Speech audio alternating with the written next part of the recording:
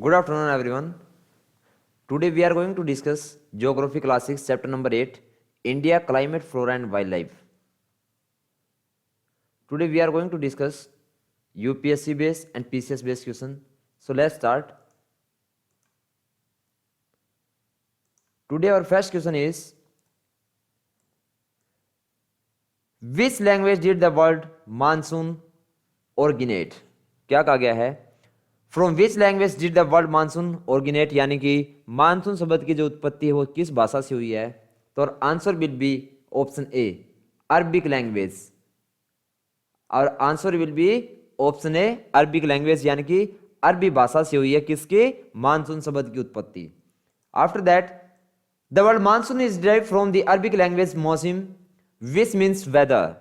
जो मानसून शब्द है उस वो कहां से लिया गया है? अरबी भाषा के मौसम शब्द से लिया गया है। और इसका मतलब क्या होता है? इसका मतलब होता है मौसम।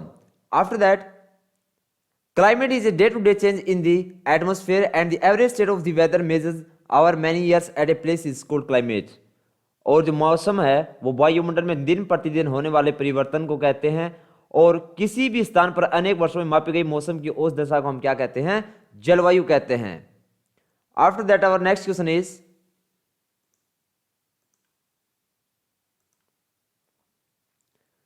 returning to which part of India due to monsoon its rain?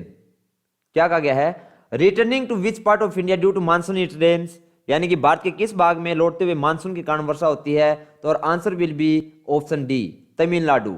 लौटते हुए मानसून के कारण हमारे तमिलनाडु के अंदर बारिश होती है। After that during the winter season the wind return from the apart and flow towards the bay of Bengal, यानी कि शीत ऋतु के समय क्या होता है? पवन स्थल भागों से लौटकर बंगाल की खाड़ी की ओर बहती है। This is the monsoon return season. और यह कौन सा सीजन होता है? मानसून के लौटने का मौसम होता है। The southern part of India specially in the region of Tamil Nadu receives rainfall during this season. और भारत का जो दक्षिणी भाग है, और बात करके विशेषकर तो हम तमिलनाडु का जो क्षेत्र है उसमें इस मौसम में वर्षा होती है, यानी कि लौटते हुए मानसून के दौरान वर्षा होती है। After that, our next question is,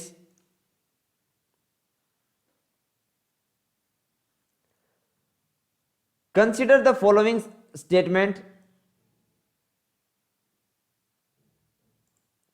Consider the following statement and reason given below. क्या कहा गया है? नीचे दिए गए जो कथन है और कारण है उनके ऊपर विचार करना है। स्टेटमेंट क्या दी गई है? The climate of India is called monsoon climate. क्या कहा गया है? The climate of India is called monsoon climate, यानी कि भारत की जलवायु को मानसूनी जलवायु कहा जाता है। और रीजन क्या दिया गया है? The reason is due to the condition of India being in the tropical region most of the rainfall come from monsoon winds, यानी कि भारत की जो स्थिति है वो उष्णकटिबंध में होने के कारण अधिकतर वर्षा जो होती है मानसूनी पवनों से होती है। रीजन ये दिया गया है। तो और answer will be option A, the statement and reason are correct and the reason correct explanation of the statement does, यानी कि जो कारण है वो भी सही है और जो स्टेटमेंट है वो भी सही है। और जो कारण है वो कथन की क्या करता है? स्टेटमेंट की क्या करता है?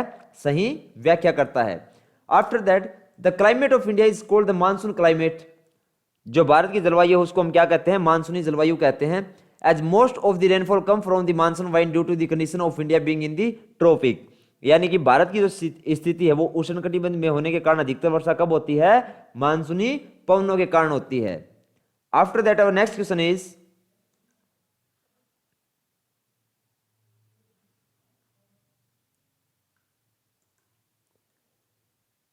What factor determine the climate of place are important.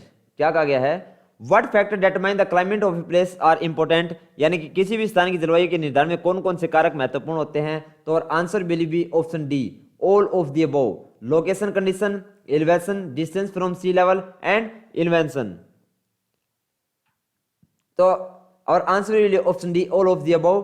The climate of a place depend on its height, distance from sea level and elevation, so experience region variation in the climate of India, यानी किसी भी स्थान की जलवायु उसकी स्थिति, ऊंचाई, समुद्र तल से दूरी और ऊंचावत पर निर्भर करती है। इसलिए हम भारत की जलवायु में क्षेत्रीय विभिन्नताओं का अनुभव करते हैं। After that our next question is,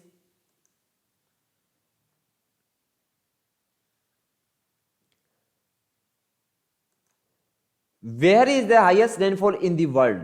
क्या कहा गया है, where is the highest rainfall in the world, यानी कि सबसे ज्यादा जो है वो बारिश कहां पर होती है, तो answer will be option C, Mawsynram.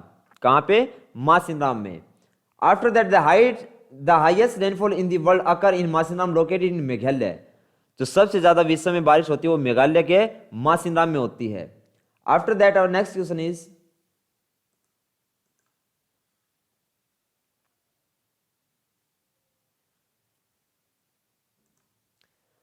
Where are the tropical rain forest found in India.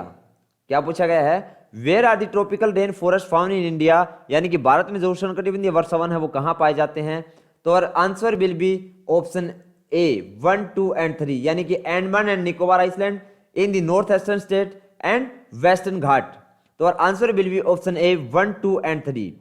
After that tropical rain forest are found in areas where rainfall is very high, जो उष्णकटिबंधीय वर्षावन होते हैं वो उन क्षेत्रों में जाते हैं जहां पर वर्षा सबसे ज्यादा होती है। They are so dense that sunlight does not reach the ground, और ये इतने ज्यादा गहरे होते हैं कि सूर्य का प्रकाश जमीन तक नहीं पहुंच पाता। This forest drop their leaves at different time of the year and as a result they always appear green, और ये क्या करते हैं, ये वन अलग अलग समय पर अपनी पत्तियां गिराते हैं जिसके कारण ये हमेशा हरे भरे दिखाई देते हैं। Therefore they are also called evergreen forest, और इसीलिए इनको क्या कहा जाता है, सदाबहार वन भी कहा जाता है।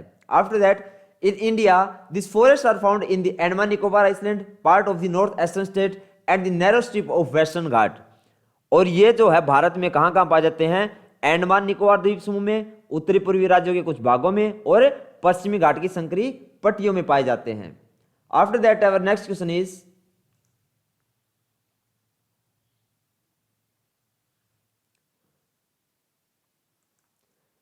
What type of forest found in most part of our country?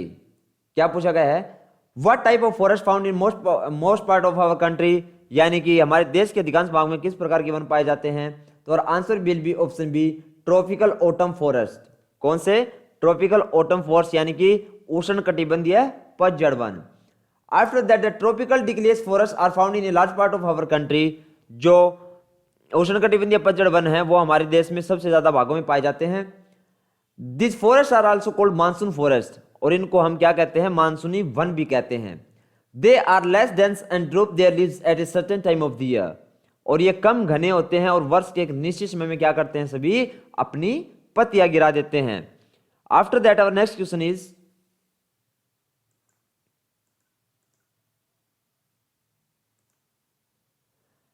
Which of the statement given below are correct. पूछा गया है कि नीचे जो स्टेटमेंट दी गई है उनमें से कौन सी सही है, तो first statement is, water damage in thorny vegetation leaves have big thorn to reduce them, यानी कि कंटीली झाड़ी वाली वस्तुओं में पानी की क्षति को कम करने के लिए इनकी पत्तियों में बड़े बड़े कांटे होते हैं। Second statement, in mountain area with the height of mountain vegetation also varies, और पर्वतीय क्षेत्रों में पर्वतों की ऊंचाई के साथ साथ वनस्पतियों में विभिन्नता पाई जाती है, तो answer will be option C 1 and 2 both statements are correct. After that the plants and thorn bushes are found in dry parts, जो कंटीली झाड़ियां होती है वो झाड़ियों वाली जो वनस्पतियां होती है वो कहां पाई जाती है, ड्राई पार्ट्स में पाई जाती हैं, शुष्क प्रदेशों में पाई जाती हैं। Their leaves have big thorns to reduce water damage, और इनको पानी की क्षति कम करने के लिए इन पत्तियों में बड़े बड़े कांटे होते हैं। Different type of flora are found according to the height in the mountains, और पर्वतों में ऊंचाई के अनुसार जो है वनस्पतियों के विभिन्न प्रकार पाई जाते हैं। Because temperature decreases with increasing height, क्योंकि जैसे जैसे ऊंचाई बढ़ती है तो तापमान क्या होता है, डिक्रीज होना शुरू हो जाता है। After that our next question is,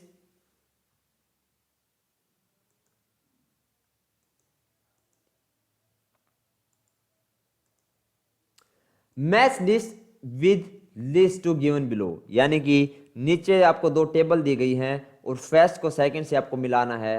तो चलिए देखते हैं, यहां पे आपका आंसर होगा ऑप्शन सी 2, 4, 3, 1, यानी कि रोजवुड और महोगनी, इसका आपका आंसर होगा tropical evergreen forest. Evergreen forest यानी कि रोजवुड और महोगनी जो है वो उष्णकटिबंधीय सदाबहार वन के पेड़ पौधे हैं। Second one is people and Neem. People and Neem is tropical autumn. जो पीपल और नीम है वो किसके हैं, उष्णकटिबंधीय पतझड़ वन के पेड़ पौधे हैं। थर्ड इज वेल अकाकिया यानी कि खैर या फिर बबूल, तो ये आपका होगा थोर्न बसीज। ये कहाँ के होंगे? थोर्न बसीज, यानी कि आपकी जो कंटीली झाड़ियां जो होती हैं वो पाई जाती हैं। After that fourth one is pine and cedar, यानी कि पाइन और देवदार, तो इसका आपका क्या होगा? माउंटेन वेजिटेशन, यानी कि पर्वतीय वनस्पति। After that tropical evergreen forest, rosewood और महोगनी, जो उष्णकटिबंधीय सदाबहार वन होते हैं उनके जो पेड़ पौधे होते हैं रोजवुड और मडोगनी। और second is tropical autumn forest, जो ट्रॉपिकल ऑटम फॉरेस्ट यानी कि जो आपके उष्णकटिबंधीय पतझड़ वन होते हैं उनके पेड़ पौधे होते हैं आपके पीपल और नीम। आफ्टर दैट थोर्न बसीज यानी कि कंटीली झाड़ियां, तो उनके उपके होते हैं वेल और अकाकिया, यानी कि आपकी खैर और बबूल। और फोर्थ आपका है माउंटेन फ्लोरा, जो आपकी पर्वतीय वनस्पति है वो कौन सी है? पाइन एंड कैडर, यानी कि पाइन और देवदार। After that our next question is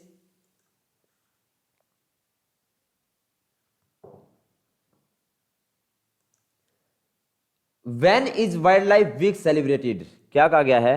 when is wild life week celebrated, यानी कि वन्य जीव सप्ताह कब मनाया जाता है? Our answer will be option A, the first week of October। कब मनाया जाता है? अक्टूबर के पहले सप्ताह में। After that, every year the first week of October is celebrated as Wildlife Week to so that awareness can be brought to pursue wildlife habitat। यानी कि प्रत्येक वर्ष अक्टूबर के पहले सप्ताह को क्या करते हैं? हम वन्य जीव सप्ताह के रूप में मनाते हैं, ताकि वन्य जीवों के विकास को संरक्षित रखने के लिए लोगों में जागरूकता लाई जा सके। After that, our next question is where is wild goat found in India? क्या पूछा गया है? भारत में जो जंगली बकरी है वो कहां पाई जाती है? तो और answer will be option D, in the Himalaya region. कहां पे पाई जाती है? हिमालय के क्षेत्रों में। Wild goat, snow leopard, bear और kestrel are found in the Himalaya region. जो आपकी जंगली बकरी है, हिम तेंदुआ है और जो आपका भालू है वो कहां पे पाए जाते हैं? आपके हिमालय के क्षेत्रों में पाए जाते हैं। Today our last question is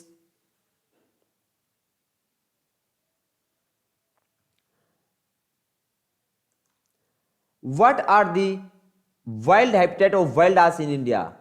यानी कि पूछा गया कि भारत में जो जंगली गधे है उनका प्राकृतिक निवास क्या है?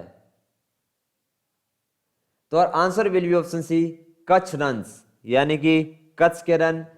Wild donkeys are found in the Rann of Kutch in India, यानी कि भारत में जो जंगली गधे हैं वो कच्छ के रन में पाए जाते हैं। इसी के साथ हमारी ज्योग्राफी क्लास 6 कंप्लीट होती है। इसके बाद हम करेंगे 7th क्लास ज्योग्राफी। तो मिलते हैं 7th क्लास की ज्योग्राफी के फर्स्ट चैप्टर के साथ। तब तक के लिए बाय बाय, टेक केयर।